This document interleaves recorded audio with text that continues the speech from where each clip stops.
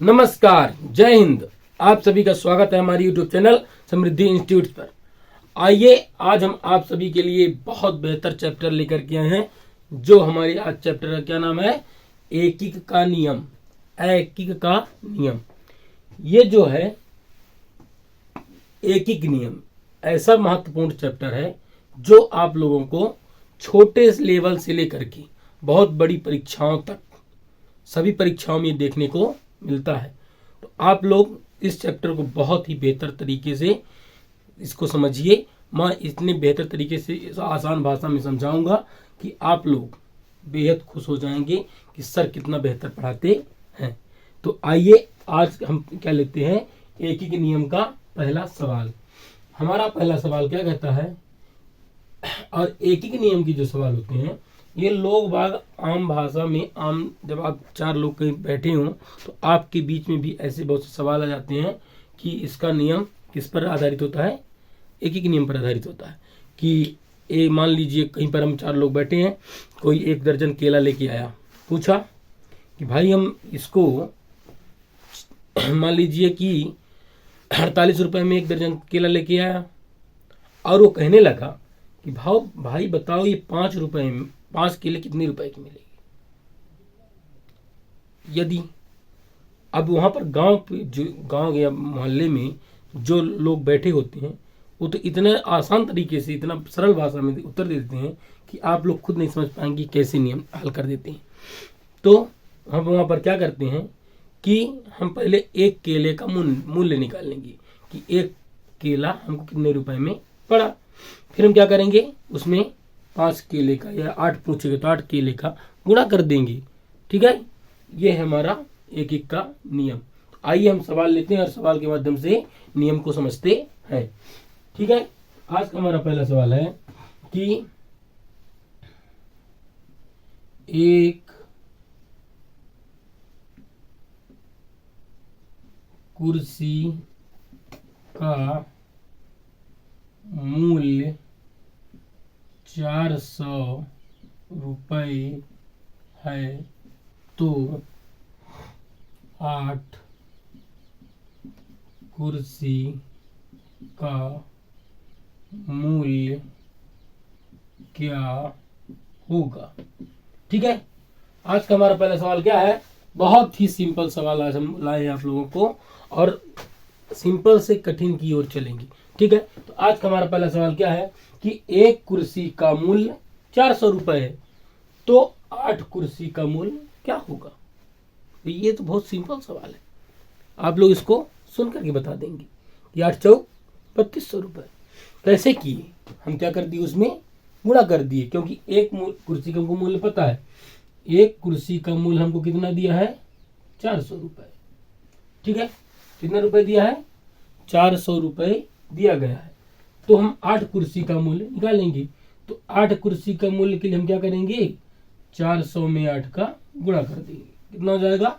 8 चौक 3200 रुपये। इस तरह के होते हैं एकिक सवाल के नियम के सवाल। ठीक है, तो अब आप लोग समझ गए होंगे कि एकिक नियम क्या कहता है। एकिक नियम मतलब हम पहले एक का मूल्य निकालें। किसका निकालें? बिना एक के हम उसका और संख्याओं का जो मूल्य सवाल पूछेगा उसको नहीं बता सकते हैं। तो एकिक का मतलब है कि पहले हमें एक वस्तु का मूल्य निकाल लेंगे या एक वस्तु का दाम निकाल लेंगे। इसके बाद क्या करेंगे कि हम जितने हमसे सवाल पूछेगा उतना हम जवाब दे देंगे। ठीक है, चलते हैं अब अगले सवाल की ओर।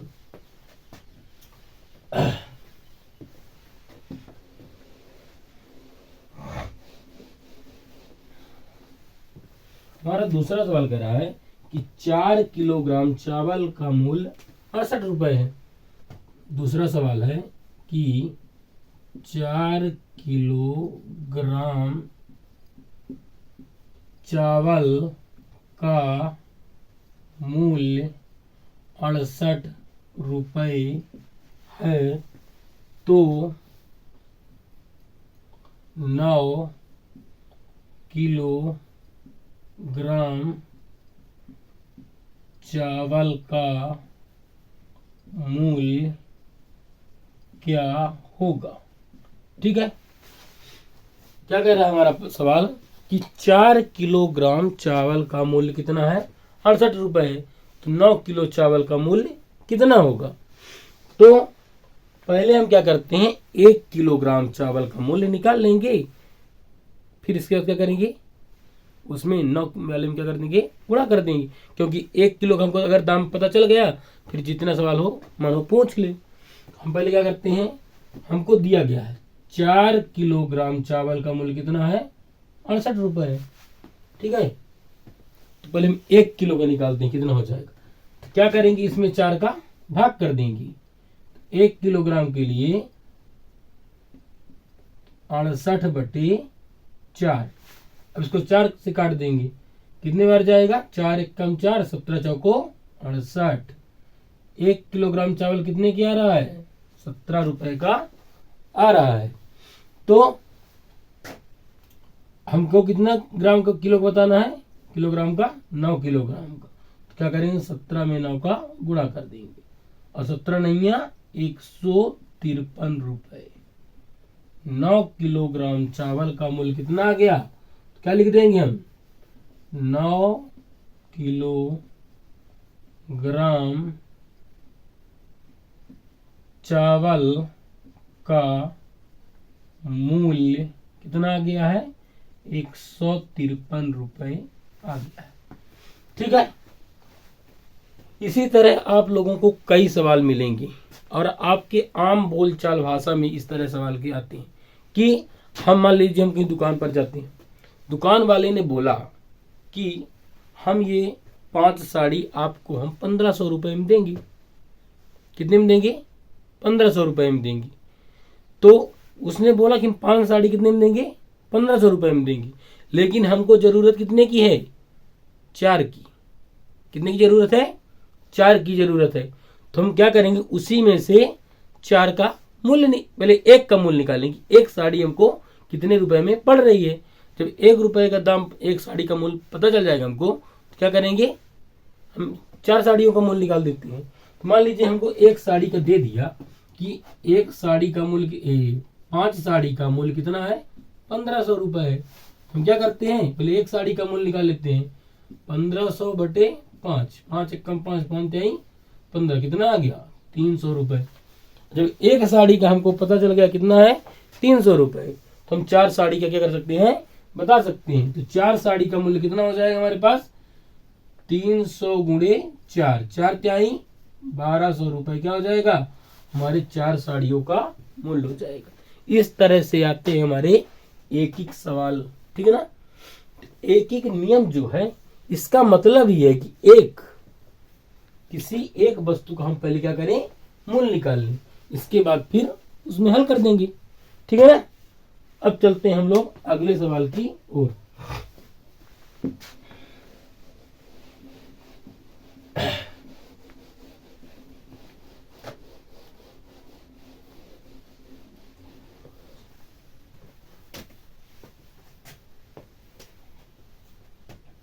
अगला सवाल हमारा कहता है कि 12 कापियों का मूल्य 108 रुपए है। आंसर हमारा तीसरा सवाल है कि 12, आप दुकान में गए खरीदने, दुकान वाले ने बोला कि 12 कापियों का मूल्य कितना है, 108 रुपए है। तो हमको जरूरत कितने हैं, हमको जरूरत है 7 कॉपी की। तो 7 कॉपी का मूल्य क्या होगा, ये हमारा सवाल। इस तरह से आते हैं एक एक नियम के सवाल। अब हमको 12 कॉपी का मूल्य पता है, कितना है, 108 रुपए। तो हमको कितना बताना है, 7 कॉपी का मूल्य बताना है। कितना हो जाएगा, पहले हम 12 कॉपी की निकालते, तो 12 कॉपी का मूल्य कितना है, 108 रुपए। ठीक है, हम क्या करेंगे, अब 12 से 100 में 8 का क्या करेंगे, भाग कर देंगे, तो हमको आ जाएगा 1 कॉपी का मूल्य। तो 1 कॉपी का मूल्य कितना हो जाएगा, 108/8। 12, ठीक है, 108/12। अब इसको काट लेते हैं, 12 एक कम 12, 12 नहीं है 108, तो एक कॉपी का मूल्य हमारे पास कितना आ गया, 9 रुपए। कितना आ गया, 9 रुपए आ गया, ठीक है। अब हमसे क्या बोला है कि 7 कॉपी का मूल्य क्या होगा, तो 7 का क्या कर देंगे, 9 में गुणा कर देंगे, 9 गुणे 7, 9 सत्ते 63 रुपए। 7 कॉपी का मूल्य कितना हो जाएगा, 63 रुपए हो जाएगा। तो हम लिख देंगे 7 कॉपी का मूल्य कितना हो जाएगा, 63 रुपए हो जाएगा, 63 रुपए हो जाएगा, ठीक है। तो इसी तरह बहुत ही सरल, बहुत ही सिंपल सवाल आप लोगों को पेपर में देखने को मिलते हैं, ठीक है। तो इस तरह से सवाल को देख के घबराना नहीं कि यार 12 का दिया है, अभी 4 की कैसे बताएं। अब 4 का कैसे बताएं, ये हमको क्या करना पड़ेगा, पहले एक कॉपी का एक वस्तु का मूल्य निकालना पड़ेगा। इसके बाद तो 4 पूछे चाहे 10 पूछे चाहे 100 पूछ ले, इसमें कोई समस्या नहीं आएगी, ठीक है। और आज के बाद तो बिल्कुल नहीं आने वाली है, क्योंकि यदि एक ही नियम आप लोगों को समझ में नहीं आया तो फिर इतनी आसान भाषा में हम बता रहे हैं कि अब ये क्या बताएं, इतना सरल है, ठीक है। अब चलते हैं अगले सवाल की ओर।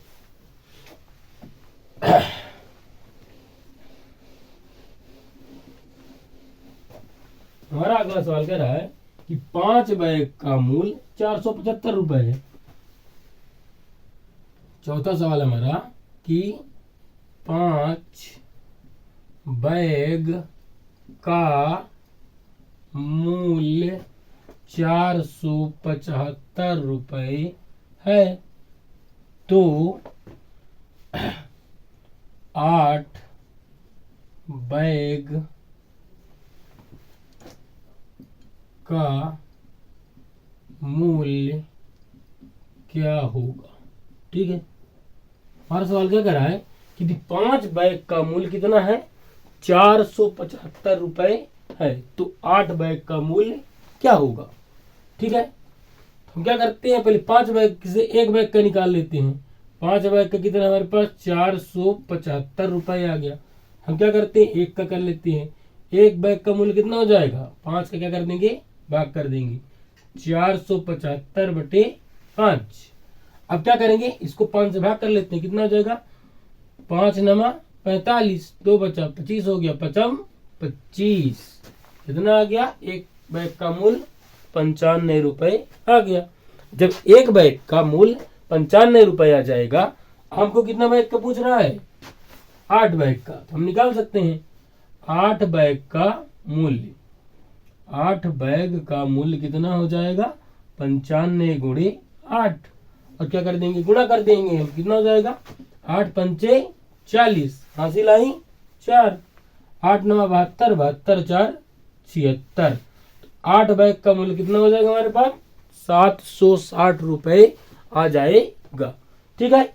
तो अब आप लोग घबराएंगे नहीं इस तरह सवाल दे करके, और खुशी मनाएंगे। इतना सिंपल अगर सवाल आया तो हमारे लिए ये बहुत खुशी की बात है, ठीक है ना। और हर पेपर में ये इस तरह के सवाल आप लोगों को देखने को बस 1 या 2 मिलते रहेंगे, ठीक है। तो प्रैक्टिस करिए, प्रैक्टिस से इस तरह के सवाल बहुत बेहतर हो जाते हैं, ठीक है। तो आज का आखिरी सवाल है और थोड़ा सा अच्छा सवाल है।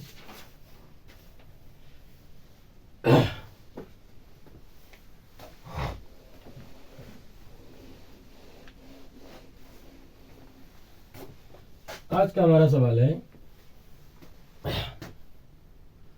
5वां नंबर कि 1 किलोग्राम